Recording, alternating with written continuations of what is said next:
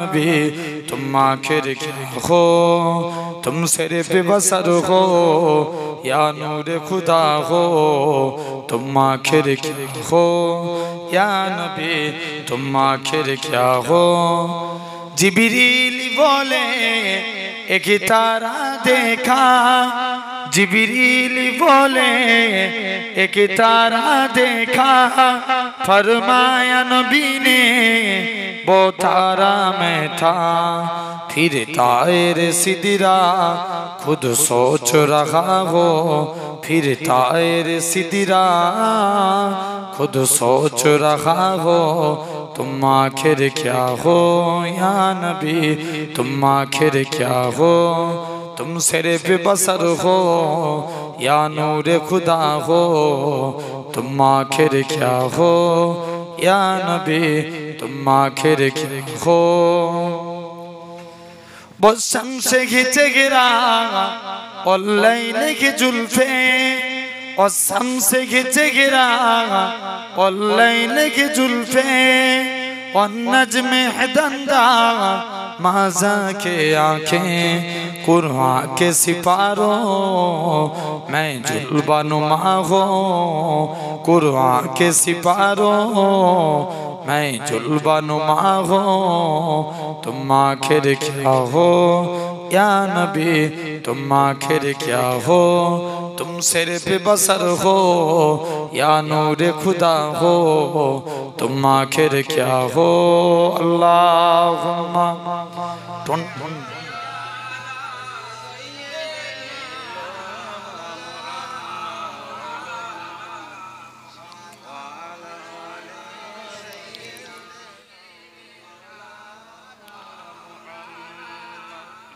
हर समत वो जागे हर कल्ब में फिनगा, हर समत वो जागे हर कल्ब में फिनगा, हैरान नजर है और अक्ल परेशान, तुम मंजिल हो या मंजिल का पता हो, तुम मंजिल हो या मंजिल का पता हो, तुम आखिर क्या हो या नबी तुम आखिर क्या हो।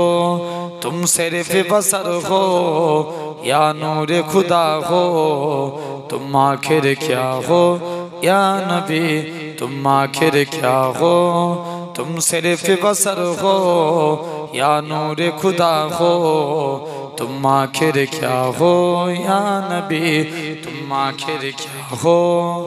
है तुमको सजर ने आँखों में बसाया, है तुमको सजर ने आँखों में बसाया, और इसके तुम्हारा दिल में सजाया, तुम आँख की ठंडा तुम दिल की जिला हो, तुम आँख की ठंडा तुम दिल की जिला हो, तुम आखिर क्या हो या नबी तुम आखिर क्या हो।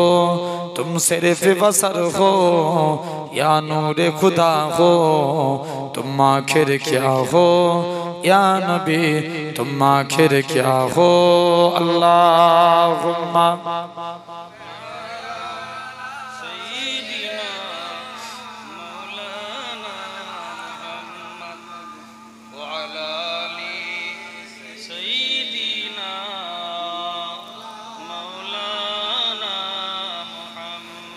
লক্ষ তারার মাঝে তুমি একটি তারা, যার লাগি পাগলে বসুন্ধরা, আলোক রোশনীতে যার হয় উজালা, আলোক রোশনীতে যার হয় উজালা, তিনি আমার কামলিওয়ালা কামলিওয়ালা।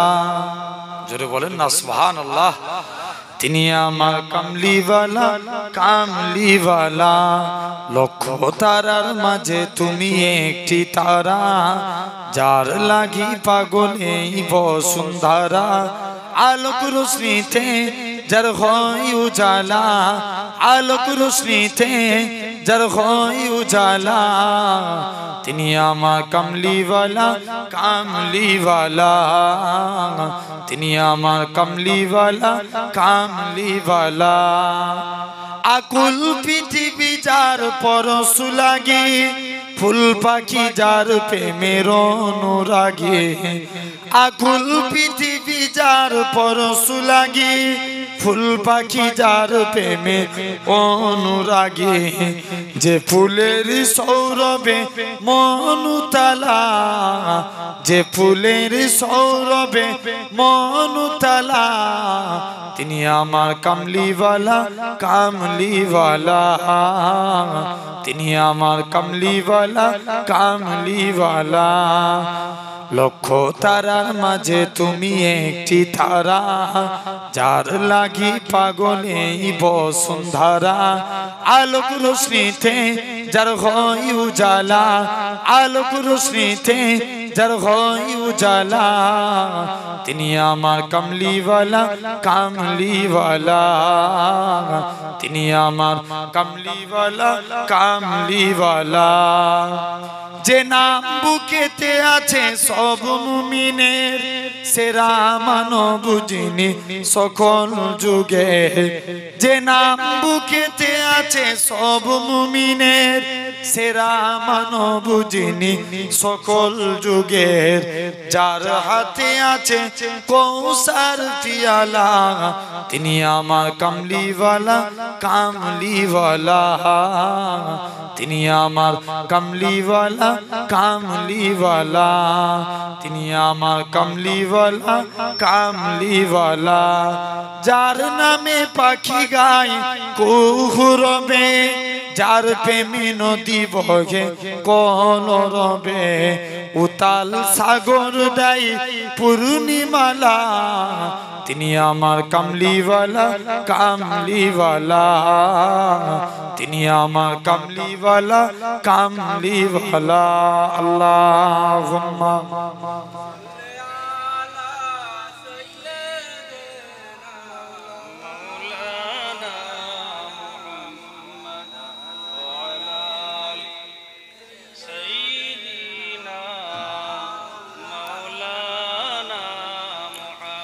কালিমা লা ইলাহা ইল্লাল্লাহ, লা ইলাহা ইল্লাল্লাহ, লা ইলাহা ইল্লাল্লাহ,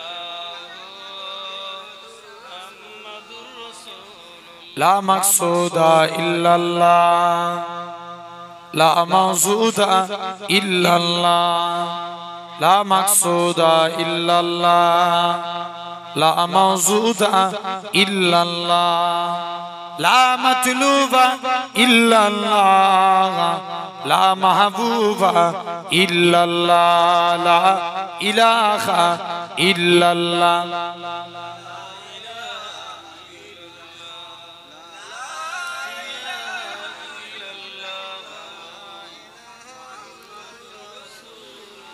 জমিনের মালিক যে আল্লাহ, আসমানের মালিক সেই আল্লাহ।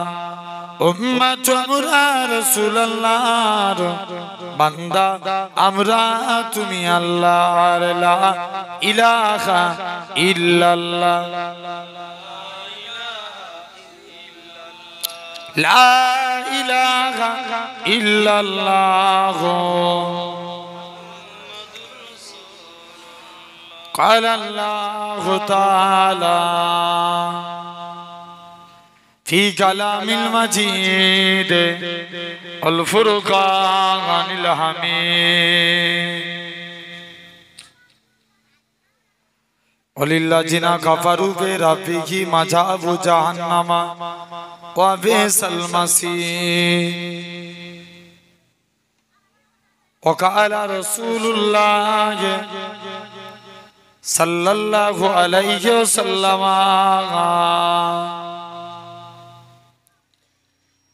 ला युमिनु अहादुकुम हत्ता अकूना अहब्बा इलैहि मिन वलदिहि व वलदिहि वन्नासि अजमाइन।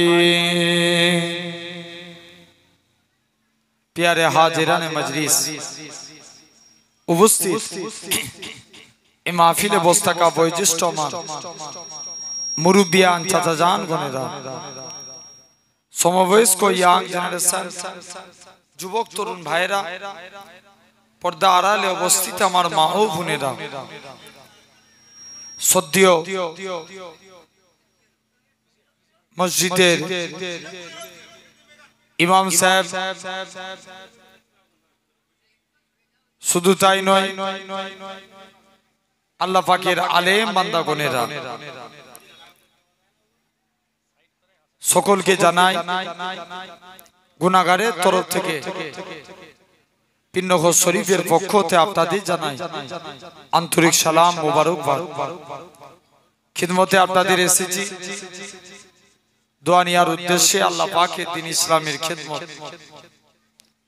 আমরা একটা মাস রোজা পালন করে আজকে সিরেফ দুটো দিন আমরা শাওয়াল মাসে, রমজান মাস ত্যাগ করে শাওয়াল মাসে এসে পৌঁছেছি। তথাপিও জেনে রেখে দেন, আপনারা ভেবিয়ার মানুষ, অনেক মহাব্বতের জায়গা। আলহামদুলিল্লাহ, যারা মাইকের আওয়াজ শুনছেন প্রত্যেকে মাহফিলের মধ্যে চলে আসে। জেনে রেখে দেন, আল্লাহ পাক রব্বুল আলামিন কবুল করে নেন। আজ আপনি আমি এই সুন্দর নবিয়ানা মাহফিল জান্নাতের বাগানে আপনি আমি এসে বসেছি। আল্লাহ পাক আনিয়েছেন, আমরা দেখতে পাচ্ছি। আমরা এই জায়গায় ছিঁড়া তেরপলের উপরে বসে আছি। আমার আল্লাহ চাইলে পারে একদিন আল্লাহ আপনাকে জান্নাতি সিংহাসনে বসাবে। জোরে বলেন সুবহানাল্লাহ। শুধু তাই নয়, এখনো যারা মাইকের আওয়াজ শুনছেন, রাস্তাঘাটে আছেন, সকলে আল্লাহর হস্তে মাহফিলের মধ্যে চলে আসে। আল্লাহ পাক রব্বুল আলামিন কবুল করে নেন। আজ এই সুন্দর নবিয়ানা মাহফিল জান্নাতের বাগানে আপনি আমি এসে বসেছি। বসিয়েছেন কে? সবাই মিলে বলেন আল্লাহ। যে আল্লাহ আপনার আমার শরীরকে সুস্থ রেখে সবল করে তামাম গুনাহ থেকে দূরে সরিয়ে রেখে এমন এক কুরআন হাদিসের মাহফিলের মধ্যে বসার তৌফিক দিয়েছেন, যে জায়গাটায় বসলে আল্লাহ এমনি গুনাহ মাফ করে দেয়। জোরে বলেন আলহামদুলিল্লাহ। সেই জান্নাতের বাগান, বেহেশতের বাগানে আপনি আমি এসে বসেছি। আল্লাহ পাক রব্বুল আলামিন কবুল করে নেন।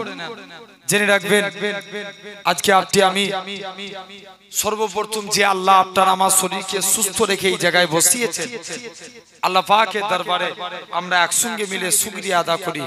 বলেন সকলে আলহামদুলিল্লাহ। ব্যাস, আল্লাহ এতটুকুই চাই, বান্দা তোমরা আমি আল্লাহ আমার শুকরিয়া আদা করো, আমি আল্লাহ তোমাদের নিয়ামতে ভরিয়ে দেব। কারণ শুকরগুজারিকারী বান্দাকে আল্লাহ বড় ভালোবাসেন। জেনে রেখে দেন। তথাপিও আপনি আমি এই পাক পবিত্র মাহফিল জান্নাতের বাগানে বসেছি। এই জায়গায় খবর নিয়ে দেখেন, আপনি আমি এই জায়গায় বসেছি। এই জায়গায় ১৫০০ বছর আগে ঠিক আমি যেভাবে ওয়াজ করছি এভাবে রাসূলুল্লাহ বসে বসে ওয়াজ করেছে। জোরে বলবেন না? আপনারা যেমন ভাবে বসে আছেন, সাহাবা হুজুররা বসে বসে ওয়াজ শুনেছে। কিন্তু দেখেন, এখন আগের তুলনায় ওয়াজের মাহফিল আল্লাহ করে অনেক বেড়ে গেছে। হ্যাঁ কি না? বাড়ে না? অনেক বেড়েছে। কিন্তু মানুষ ওয়াজের মাহফিল বাড়ে, হেদায়েতের পথে আসা কমে গেছে। জেনে রাখবেন, আগেকার যুগের এক একটা ওয়াজের মাহফিল হলে লোক ধরানোর জায়গা দেওয়া যেত না। ঠিক কি না? আজ থেকে 15 বছর 20 বছর পিছিয়ে যান, বাপেরা ভালো বলতে পারবে। এক একটা মাহফিলে কেউ উঠে গেলে জায়গা ঘিরে যেত, এটা আমার জায়গা, কেউ যেন না বসে। দেখবেন আগেকার যুগে মানুষ ওয়াজের মাহফিলে উজু করে এসে বসতো। ঠিক কি না? এখন দেখবেন ওয়াজের মাহফিলে বসে বসে খৈনি মূলে আছে না নাই? হ্যাঁ, বিড়ি খেয়ে বসে যাচ্ছে। জেনে রেখে দেন আমার ভাইরা, শুধু তাই নয়, আপনি লক্ষ্য করে দেখবেন এরকম অনেকে আছে। তাহলে খবরদার, এই মাহফিলের একটা ইজ্জত আছে। মুসলমান ঘরের ছেলে মেয়েরা, আব্বান আর তরুণেরা, সাউন্ড টানছে। হে নবী প্রেমিকের আগা, আমার আল্লাহ জানিয়ে দিয়েছিলেন ভাই আমার বান্দা আগা, তোরা কত অন্যায় করেছিস, কত গুনাহ করেছিস, খবরদার খবরদার বান্দারে, তোরা আমি আল্লাহ আমার দিকে ফিরে আয়, আমি আল্লাহ তোদের জীবনের গুনাহটাকে মাফ করে দেব। আল্লাহ নবী জানিয়েছেন এরকম ভাবে, আল্লাহ নবী জানিয়ে দিয়েছেন এরকম ভাবে আল্লাহ পাকে বান্দারা যখন আজকে আমরা দেখতে পাচ্ছি, আমরা এই জায়গায় সুন্দর নবিয়ানা মাহফিলে বসেছি, খবর নিয়ে দেখেন ১৫০০ বছর আগে এই জায়গাতে স্বয়ং রাসূলুল্লাহ বসেছিল। আপনারা যেখানে বসে আছেন সাহাবা হুজুররা বসেছিল, আমি যেখানে বসে আছি সাহাবা হুজুররা বসেছিল, আপনারা যেখানে বসে আছেন তাবেঈরা বসেছিল। খবর নিয়ে দেখেন হযরতে উসমান হারুনি ওয়াজ করেছিল, খাজা গরিবে নওয়াজ হুজুর আমার ওয়াজ শুনেছে, আল্লাহর ওলি হয়ে গেছে, খাজা হুজুর ওয়াজ করেছে, কুতুবউদ্দিন বক্তি আকা কি ওয়াজ শুনেছে, আল্লাহর ওলি হয়ে গেছে। এদিকে কলকাতার মানিকতলায় শুয়ে আছে রাসূলে নওয়া সুফি ফাতেহ আলী ওয়াইসি হুজুর আমার ওয়াজ করেছে, আল্লাহর ওলি হয়ে গেছে, সুফি ফাতেহ আলী ওয়াজ করেছে। আপনার আমার পীর মুর্শিদ মুজাদ্দিদুজ্জামান দাদা হুজুর ওয়াজ শুনেছে, আল্লাহর ওলি হয়ে গেছে, দাদা হুজুর ওয়াজ করেছে, পাঁচ হুজুর ওয়াজ শুনেছে, আল্লাহর ওলি হয়ে গেছে। বসিরাতে আল্লামা হুজুর আল্লাহর ওলি হয়ে গেছে। বাকুল শরীফে সুফি আব্দুল মুমিন সাহেব হুজুর আল্লাহর ওলি হয়ে গেছে। পিন্নগর জমিনে আমার নানা আল্লাহর ওলি হয়ে কবরে চলে গেছে। তারা ওয়াজ বুঝে সেই মোতাবেক আমল করেছে। আমরাও যদি চেষ্টা করি আল্লাহ কবুল করে নেবেন। আসেন না আল্লাহর দিকে ফিরে আসি, বলেন ইনশাআল্লাহ। আমি ছোট্ট একটা বিষয় নিয়ে আপনাদের কাছে আলোচনা করি। আল্লাহ পাক কিছু বিষয়ে অঙ্গীকার করছে। আচ্ছা বলেন তো বাপ, দুনিয়ার জমিনে সবাই সবার অঙ্গীকার ভঙ্গ হতে পারে, আল্লাহ বান্দার সঙ্গে যে অঙ্গীকার করবে এটা কি ভঙ্গ হবে? কোনদিন হবে? মনে হয় কোনদিন হবে না। আল্লাহর অঙ্গীকার কখনোই ভঙ্গ হতে পারে না। খুব আপনারা এলাকার মানুষ, জ্ঞানী মানুষ, খুব মনোযোগ দিয়ে আমার কথাগুলো শুনেন। আল্লাহর অঙ্গীকার কখনোই ভঙ্গ হবে না। হযরতে একটা যুবক প্রতিদিন রাত্রে এই যে আল্লাহর অঙ্গীকার ভঙ্গ হয়নি এর প্রমাণটা নেন। একটা যুবক প্রতিদিন রাত্রে তাহাজ্জুদে নামাজ পড়তে যেত। কিসের নামাজ? তাহাজ্জুদের। সে একদিন রাস্তা দিয়ে হেঁটে হেঁটে যাচ্ছে, একটা মহিলা যুবকের সামনে এসে দাঁড়িয়ে গেল। কার সামনে? একটা যুবকের সামনে। মহিলা যুবকটাকে জড়িয়ে ধরেছে, আগাড়ি করে ধরেছে। যুবকটার মনে পড়ে যায় আল্লাহর কোরআনের আয়াত। যুবকটার মনে পড়ে যায় আল্লাহ, দেখবেন ছেলে আর মেয়ে যখন কাছাকাছি থাকবে তাদের কাছে ৩ নম্বর ব্যক্তি হিসাবে আসবে শয়তান। এটা আমার কথা নয়, কিসের কথা? হাদিসের কথা। আল্লাহ রাসূল বলছেন ৩ নম্বর ব্যক্তি হিসাবে আসে শয়তান, এসে উভয়কে খারাপ কাজে উদ্বুদ্ধ করে, লিপ্ত করানোর চেষ্টা করে। এখন মেয়ে জানাজ দেখতে সুন্দর, কিন্তু শয়তান ওর চোখে, আমরা হাদিসের ব্যাখ্যায় ক্লাস 9 এরকম ভাবে পড়েছি যে মহিলাদেরকে শয়তান ওই ছেলেদের চোখে আরো সুন্দর করে তুলে। এরকম ভাবে মহিলা খানা যুবকের সামনে দাঁড়িয়ে আছে। যুবক দেখছে আলামত ভালো নয়। যুবকটা মসজিদের দিকে আর যেতে পারলেন না। মহিলা যুবকটার হাত ধরে নিজের বাড়িতে নিয়ে চলে গেলেন। যুবকটাকে মহিলাটা জড়িয়ে ধরেছে। যুবকটার মনে পড়ে যায় আল্লাহর কোরআনের আয়াত, ওয়ালিমান খাফা মাকামা রাব্বিহি জান্নাতান। যারা আল্লাহকে ভয় করে মারা যায় আল্লাহ তাদের কবরে 2টা জান্নাত দিয়ে দেয়। আরেকটু জোরে বলবে না? কটা জান্নাত দেন? 2টো। এই 2টো এই আয়াতের ব্যাখ্যায় এসেছে। 1 নাম্বার জান্নাত হচ্ছে জান্নাতে আদন, আর একটা হচ্ছে জান্নাতে নাঈম। 2টা জান্নাত। যুবক আল্লাহর ভয়ে বেহুশ। মহিলা দেখছে আলামত ভালো নয়, বাড়ির বাইরে বার করে দিয়েছে। যুবকটা ইন্তেকাল হয়ে গেল। ওমর ফারুক বলে চলো তার কবরে যাব, যে সালাম দেব তার কবরে, যে দেখবো আল্লাহ অঙ্গীকার ভঙ্গ করেছে না পুরা করেছে। মুসলমান করে ছেলে মেয়েরা বানা তরুণেরা হে নবী প্রেমিকের আগা আল্লাহ নবী সাহাবী হযরতে ওমর রাদিয়াল্লাহু তাআলা আনহু হুজুর আমার যুবকের কবরের দিকে চলে গেলেন প্রথমবার সালাম দেয় এরকম ভাবে প্রথমবার সালাম দিতেন আগে আসসালামু আলাইকুম ইয়া আলাল কবর প্রথমবার কবর থেকে সালাম দেয় কোনো আওয়াজ আসে না দ্বিতীয়বার সালাম দেয় আসসালামু আলাইকুম ইয়া আলাল কবর দ্বিতীয়বারও সালাম দেয় কোনো আওয়াজ আসে না হে নওজোয়ান যুবকেরা হে নবী পাকের প্রেমিকেরা আল্লাহ নবী সাহাবী হযরতে ওমর তৃতীয়বার সালাম দেয় আসসালামু আলাইকুম ইয়া আলাল কবর সঙ্গে সঙ্গে যুবকের কবর থেকে ওয়া আলাইকুম আসসালামের আওয়াজ কানা ভেসে উঠেছে আল্লাহ নবী সাহাবী হযরতে ওমর বলে ও বাবা যুবক বলো তো দেখি দুনিয়ার জমিনে বাপ ছেলের অঙ্গীকার ভঙ্গ করতে পারে মা মেয়ের অঙ্গীকার ভঙ্গ করতে পারে স্বামী স্ত্রীর অঙ্গীকার ভঙ্গ করতে পারে দুনিয়ার জমিনে আমার আল্লাহ কি তোমার সঙ্গে অঙ্গীকার ভঙ্গ করেছে কিনা হযরতে ওমরকে যুবক ছেলে গানা বলে হে রাসূলুল্লাহ সাহাবী হে হযরতে ওমর দুনিয়ার জমিনে বাপ ছেলের অঙ্গীকার ভঙ্গ করতে পারে স্বামী স্ত্রীর অঙ্গীকার ভঙ্গ করতে পারে স্ত্রী স্বামীর অঙ্গীকার ভঙ্গ করতে পারে কিন্তু আমার আল্লাহ এমনই এক আল্লাহ আমার আল্লাহ আমি যুবকের কবরে দুইটা জান্নাত দিয়ে দিয়েছে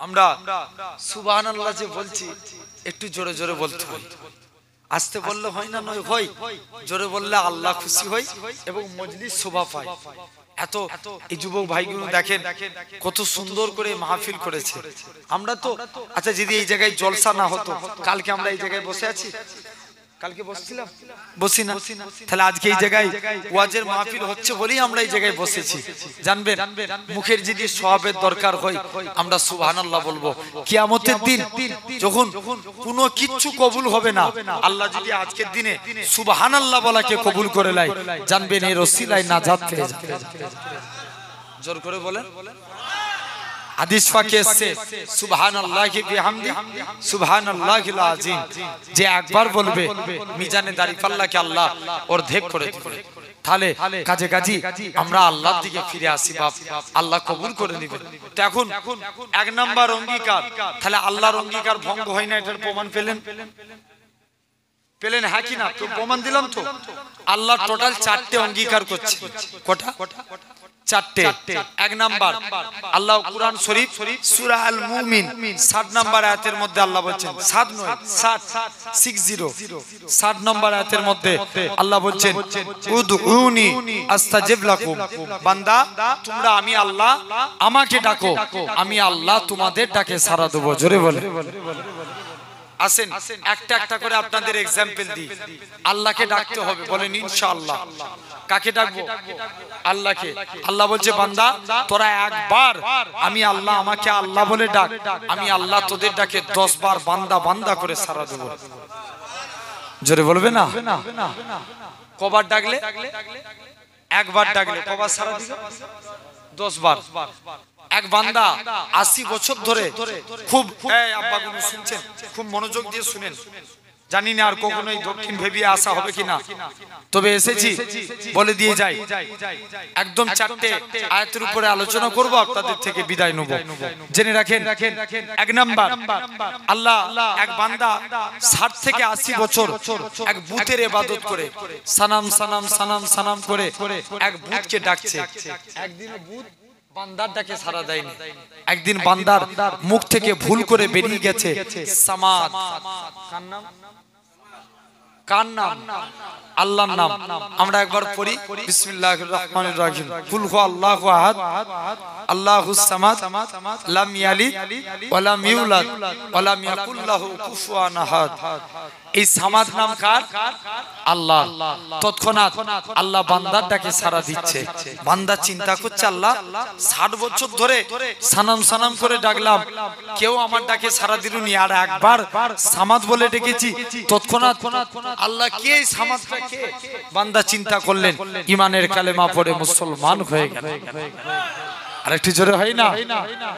তাহলে আমরা আমাদের মালিককে ডাকবো, বলি ইনশাআল্লাহ।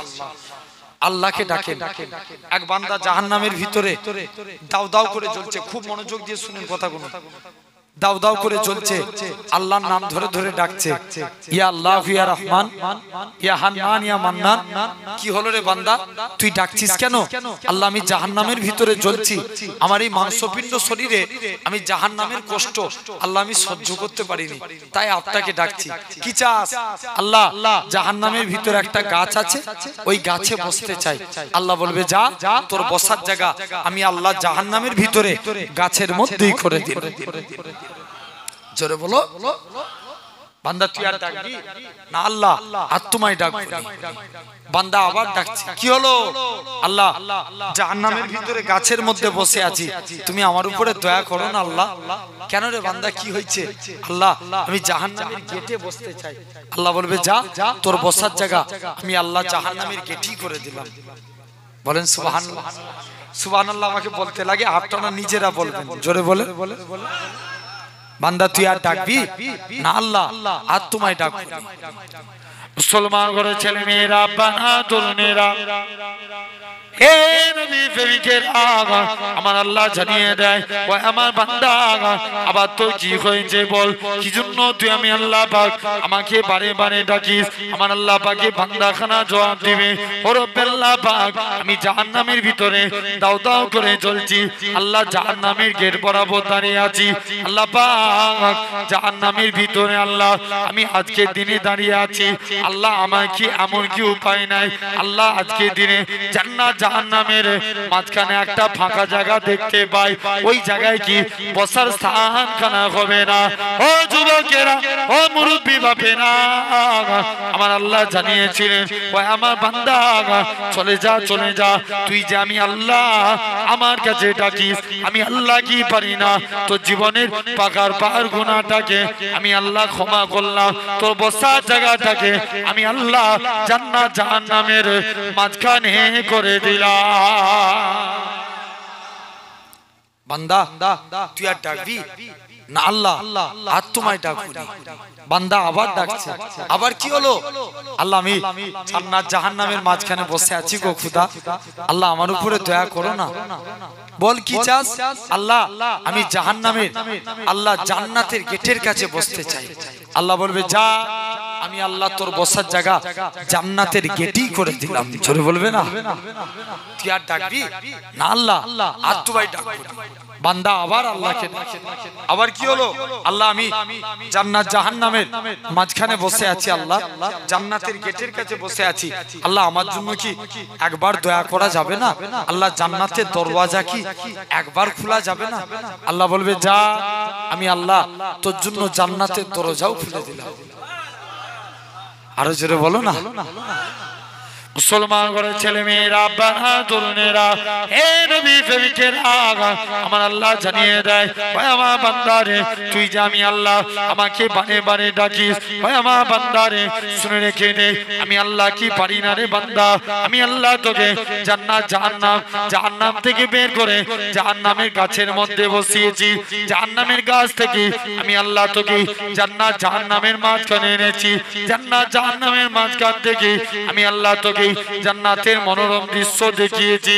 ভাই আমার বান্দারে, আর আমি আল্লাহ কি পারি না তো জীবনের পাকার পাহাড় গুনাহটাকে আমি আল্লাহ তোকে জান্নাত জাহান্নামের মাঝখান থেকে জান্নাতের গেটে এনেছি, আমি আল্লাহ তোর জীবনের পাকার গুনাহটাকে ক্ষমা করে দিয়ে আমি আল্লাহ তোকে আমার রহমতে দয়ার জান্নাত দিয়ে দিলাম।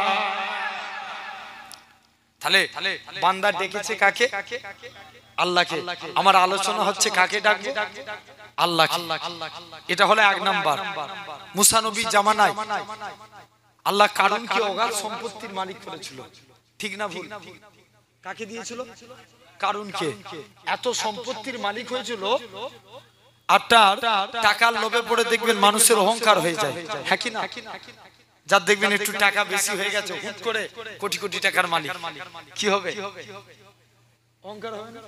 ধরেন এমনও লোক আছে লটারি কেটেছে 6 টাকা দিয়ে 1 কোটি টাকা পেয়ে গেছে, আছে না? নাই হ্যাঁ আবার কি বলছেন, বাংলাদেশের মতন আমার ইন্ডিয়াতেও চালু হয়ে গেছে লটারি কেটে আল্লাহর কাছে দোয়া চাই। ভুল বলছি না ঠিক বলছি?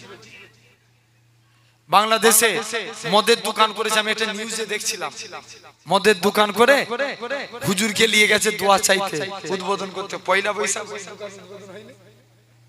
হুজুরকে দোয়া চাইতে নিয়ে গেছে।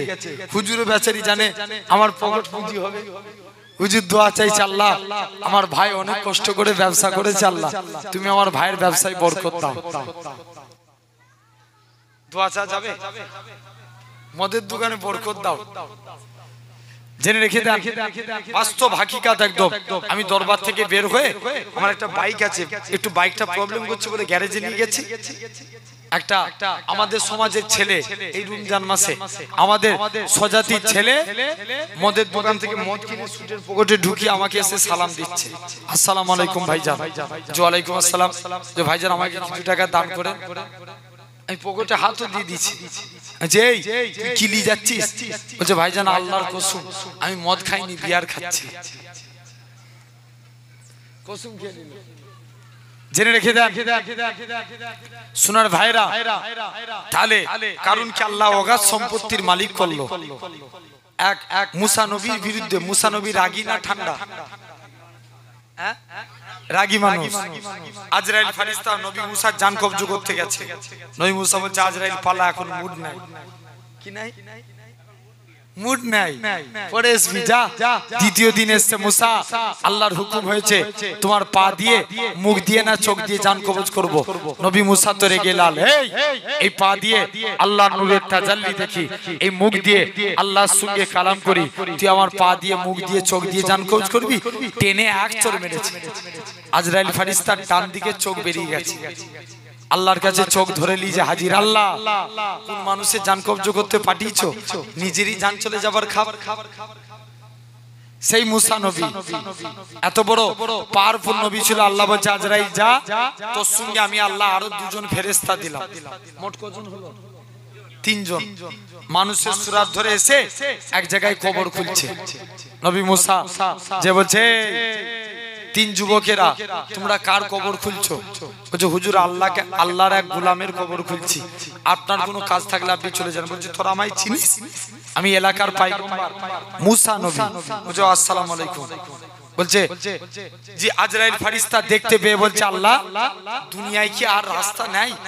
তুমি তো অন্য রাস্তা দিয়ে মুসাকে পাঠাতে পারতে, আল্লাহ এই রাস্তা দিয়ে পাঠাতে গেলে?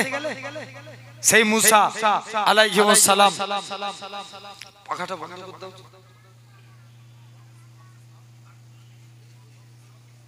হ্যাঁ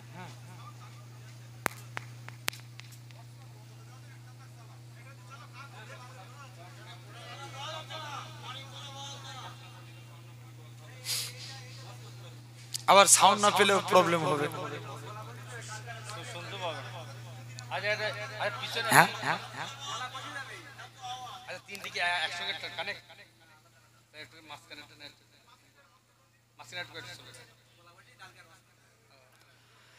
আমার ভাইরা, বাপেরা, তরুণেরা তো জেনে রেখে দেন, আল্লাহ কবুল করেন। আজ এই সুন্দর, আজ এই সুন্দর এমন সময়তে দেখতে পাওয়া যায় হযরতে মুসা আলাইহিস সালাম ওই জায়গায় যে হাজির হলেন। হাজির হওয়ার পর আল্লাহর পয়গম্বর মুসা আলাইহিস সালাম বলছে তিন যুবকেরা আমি আজকে জানাজা পড়েই যাব, কবর খনন করা কমপ্লিট, আপনার লাশ আর আসছে। মুসা নবী সিগন্যাল দিচ্ছে তোদের লাশের খবর কি হলো? বলছে না হুজুর আপনার যদি কাজ থাকে আপনি চলে যান। আবার কাছাকাছি চলে এসেছে, যখন কবর লাশ আর আসেনি, মুসা নবী বলছে এত কষ্ট করে কবর খুলেছিস, আমি একবার শুয়ে দেখি। যেই কবরে শুলেন আল্লাহ কবরে জান্নাতুল ফেরদাউসের নিয়ামত দিয়ে দিলেন। আরেকটু জোরে বলবেন না? মুসা নবী কবরে শুয়ে শুয়ে আল্লাহর কাছে ফরিয়াদ করেছিল যে আল্লাহ কবর যে এত নিয়ামতের জিনিস, আমি যদি আগে জানতাম আগেই কবরে চলে আসতাম। জেনে রাখবেন এখানে আবার একটা, এদিকে আমার আলোচনা নয়, এদিকে আলোচনা করতে গেলে আবার অনেক টাইম। কারোর জন্য কবর রহমত আর কারোর জন্য কবর গজব। কারোর জন্য কি গজব, আর কারোর জন্য রহমত। জেনে রেখে দেন মুসা আলাইহিস সালাম, সেই মুসা নবী, এখন কারুন রাগী নবী ছিলেন। কারণ একটা মহিলাকে ফিট করে মুসা নবীর বিরুদ্ধে অপবাদ দেওয়ার জন্য পাঠিয়ে দিলেন। মহিলা মুসা নবীর নামে অপবাদ দিবে, নিজের জামা কাপড় ছিঁড়ে এলাকার মানুষদের বলবে মুসা নবী আমার সঙ্গে অন্যায় কাজ করতে এসেছিল। এই যে কথাটা বলবে, জবানের মালিককে জোর করে বলো আল্লাহ। জবান, মহিলার জবান বন্ধ হয়ে গেল। মহিলা আল্লাহর কাছে তওবা করছে, আল্লাহ তুমি আমাকে জবানকে খুলে দাও, আল্লাহ এবারের মতো মাফ করে দাও, আমি আর মুসা নবীর নামে অপবাদ দেব না। আবার কারণ দ্বিতীয়বার লোভ দেখায়, আবার লোভে পড়ে যায়, এলাকার মানুষদের বলতে আসবে জবানের মালিক আল্লাহ, মহিলার জবান বন্ধ হয়ে গেল। আবার দ্বিতীয়বারও মহিলা সাইলেন্ট, আবার তওবা করে আল্লাহ দ্বিতীয়বারও মহিলার জবানকে খুলে দিলেন। মুসলমান ঘরের ছেলে মেয়েরা, আব্বারা, তরুণেরা, এই নবী প্রেমিকের আগা হযরতে মুসা নবীর কাছে কারুন খানা কি করলো, ওই মহিলাকে তৃতীয়বার আবার কি করলো, মহিলাটার কাছে চলে আসলেন। মহিলাকে লোভ দেখাতে লাগে, মহিলা খানা আবার মুসা নবীর বাড়ি থেকে চলে আসলেন। এলাকার মানুষ দেখে এসে বলবে, এলাকার মানুষেরা মুসা নবী আমার সঙ্গে অন্যায় কাজ করতে এসেছিল, তাই আমার জামা কাপড় ছিঁড়া, এই কথাখানা বলবে। মহিলার জবান খানা বন্ধ হয়ে গেল। মনসুইতে মহিলা খানা তৃতীয়বার আল্লাহর কাছে কেঁদে কেঁদে ফরিয়াদ করে, আল্লাহ পাক তুমি আমাকে দুবার ছেড়ে দিয়েছো, আল্লাহ তুমি এবারও ছেড়ে দাও, আল্লাহ পাক এবার যদি ছেড়ে দাও আল্লাহ, আমি মহিলা আর মুসা নবীর নামে অপবাদ দেব না আল্লাহ, আমি মুসা নবীর কাছে যাব। মহিলার জবানকে আল্লাহ খুলে দিলেন। মহিলা খানা মুসা নবীর কাছে চলে গেলেন। আল্লাহ পাকের নবী, এই হযরতে নবী মুসা শুনে রেখে দাও, আমি মহিলা খানা জানিয়ে দিলাম বেশক আপনি আল্লাহর পয়গম্বর। আরো জোরে হবে না? মুসা নবী কি করলেন? আস্তে আস্তে করে মুসা নবী বলে, শুনে রেখে দাও কি ব্যাপার বলো। মুসা নবীকে মহিলা খানা কাঁদে আর বলে, আল্লাহ পাকের নবী, এ হযরতে নবী মুসা শুনে রেখে দেন, কেননা প্রতিটা মানুষকে এরকম ভাবে আমি সবাইকে, হুজুর কারণ আমাকে টাকার লোভ দেখিয়েছিল, আমি টাকার লোভে পড়ে আপনার বিরুদ্ধে অপবাদ খানা দিতে গিয়েছিলাম হুজুর, তাই আজকের দিনে আমি আপনাকে জানিয়ে দিলাম মুসা নবী রাগী নবী। মুসা নবী মাটিকে হুকুম করে, এ দুনিয়ার জমিনের মাটি, তুই কারুনকে ধর ধর।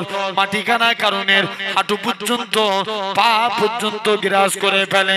কারণ তখন বলে, মুসা নবী বাঁচাও, মুসা নবী বাঁচাও, কিন্তু বাঁচানোর মালিককে?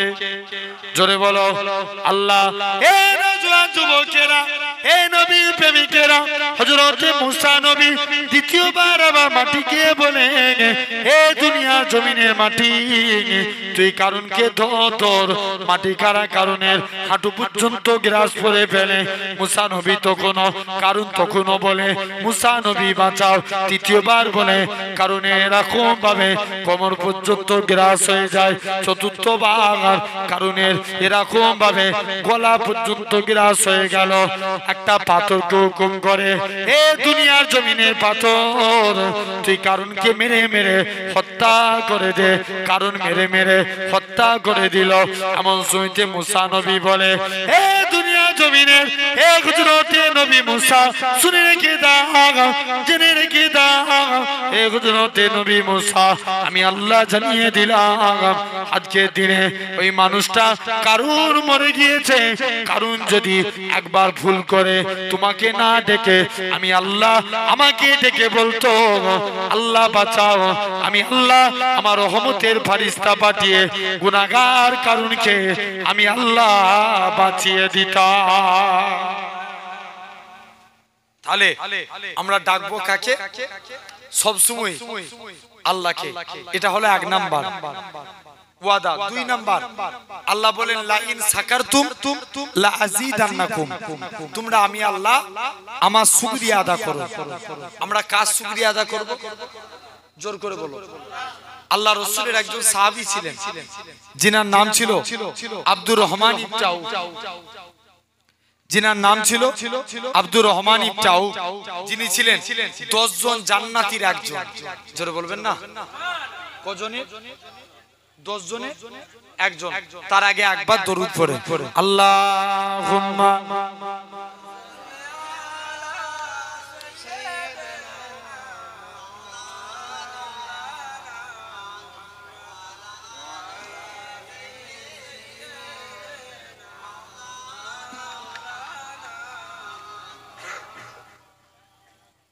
আমার সোনার ভাইরা, তো আব্দুর রহমান ইবনে আউফ যিনি ছিলেন 10 জন জান্নাতীর কজন?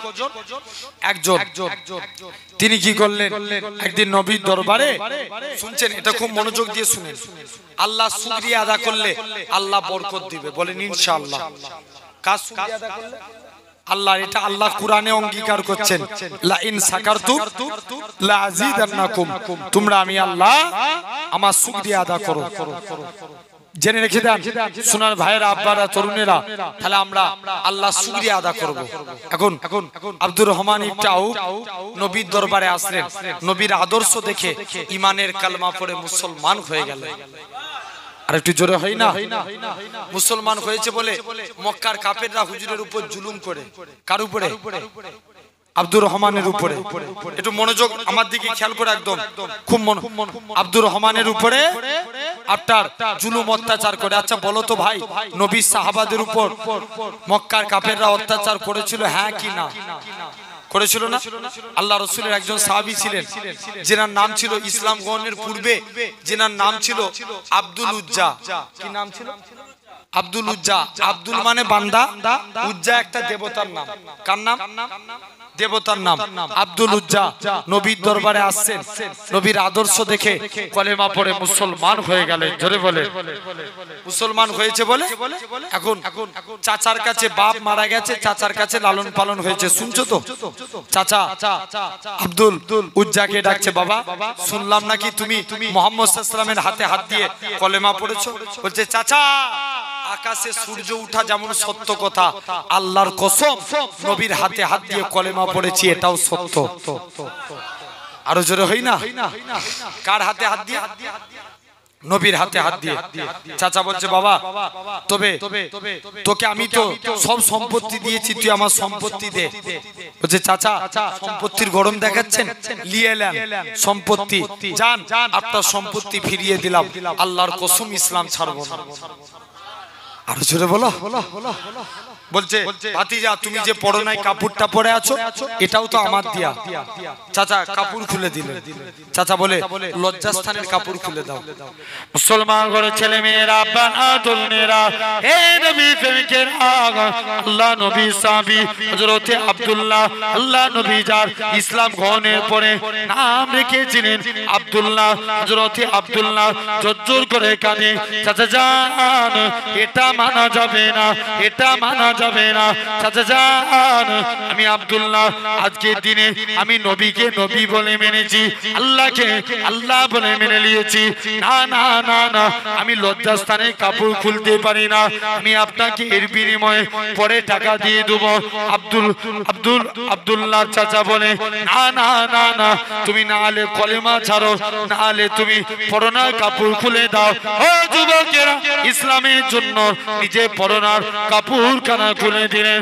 এমন সময়তে দেখতে পাওয়া যায় আল্লাহ নবী সাহাবী হযরতে আব্দুল্লাহ রাদিয়াল্লাহু তাআলা আনহু হুজুর আমার জোর করে কাঁদে, নিজে মায়ের কাছে যায়, ও জনম দুঃখী মা, ও জনম দুঃখী মা, মা গো শুনে রেখে দাও, আজকের দিনে মা আমি আপনার কাছে এসেছি। মা আজকের দিনে ইসলাম মানার জন্য মক্কার কাফেররা আমাকে বস্ত্রহীন করে দিয়েছে, ইসলাম মানার জন্য মক্কার কাফেররা আমাকে বস্ত্রহীন করে দিয়েছে।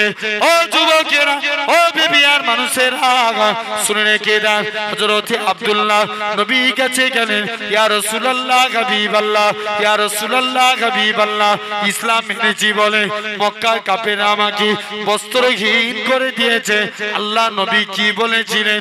ও বাবা আব্দুল্লাহ কেঁদো না, বাবা কেঁদো না, আমি রাসূলুল্লাহ জানিয়ে দিলাম মক্কা মানুষরা তোমাকে বস্ত্রহীন করতে পারে, আমার আল্লাহ তোমাকে বস্ত্রওয়ালা করে দিবে। তাহলে এরা